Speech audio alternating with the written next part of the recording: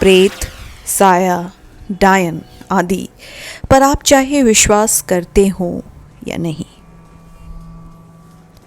लेकिन उनके अस्तित्व को आप पूरी तरह नकार भी नहीं सकते।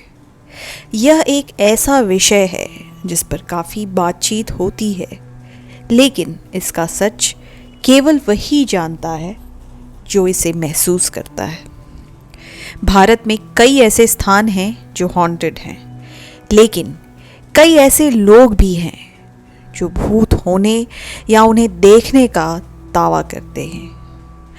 आज हम आपके सामने ऐसी ही कुछ घटनाओं को लेकर आए हैं जिन्हें सुनने के बाद शायद डर के कारण आपके रोंगटे खड़े हो जाएंगे।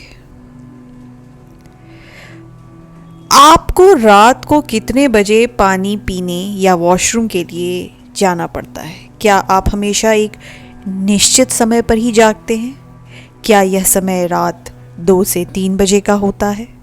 अगर हाँ, तो सावधान, कहीं कोई प्रेत आत्मा आपको रात को सोते हुए तो नहीं देखती, जिससे लगातार देखने के कारण आपकी नींद टूट जाती है।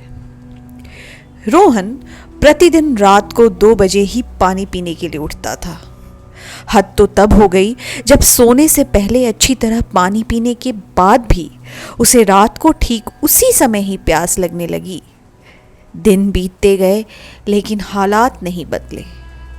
पहले तो लगा कि शायद उसका शरीर रात को उसी समय पर जगने का आदी हो गया है, लेकिन एक रात उसके साथ ऐसा हुआ जिसने उसकी सारी धारणाएं बदल दी। एक रात हमेशा की तरह रोहन पानी पीने के लिए उठा। यह रात थोड़ी अलग थी, क्योंकि यह पूनम यानी पूर्णिमा की रात थी। पानी पीने के बाद जैसे ही रोहन ने फ्रिज बंद किया, उसके होश उड़ गए। उसके पीछे लगे शीशे में उसे फ्रिज के बगल में एक छोटे बच्चे का साया खड़ा दिखाई दिया। उस साये को देखकर रोहन ने चीखने की कोशिश की, लेकिन यह क्या, वह चीख नहीं पा रहा था। वह केवल अपने हाथ पांव चला पा रहा था और उस बच्चे का साया उसके करीब आ रहा था।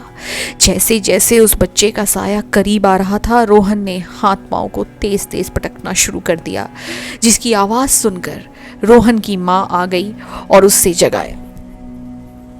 रोहन ने होश में आते ही सारी घटना माँ को बताई। घर के अन्य सदस्य भी आ गए। रोहन के भैया ने कहा कि यह स्लीप पैरालिसिस यानी नींद के कारण हुआ है। सुबह आस पड़ोस वालों ने बताया कि दरअसल इस मकान में पहले एक किराएदार रहते थे, जिनका बच्चा फ्रिज से पानी निकालते समय करंट लगने के कारण मर गया था। यह सुनकर रोहन की माँ ने उसी शाम हवन कराया।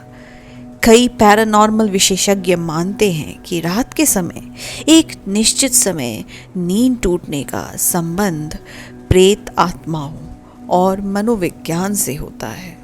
जब कोई लगातार हमारी इच्छा के विरुद्ध हमें देखता है, तो हमारे मस्तिष्क की कुछ तरंगें उसकी ओर आकर्षित होती हैं और हमारा ध्यान भी उस तरफ चला जाता है। रात को सोते समय भी ऐसा ही होता है, जब दिमाग तो सोना चाहता है, लेकिन किसी की नज़र के कारण वह नींद पर सही से केंद्रित नहीं रह पाता। नतीजा, हमें जागना पड़ता है ना डरावना?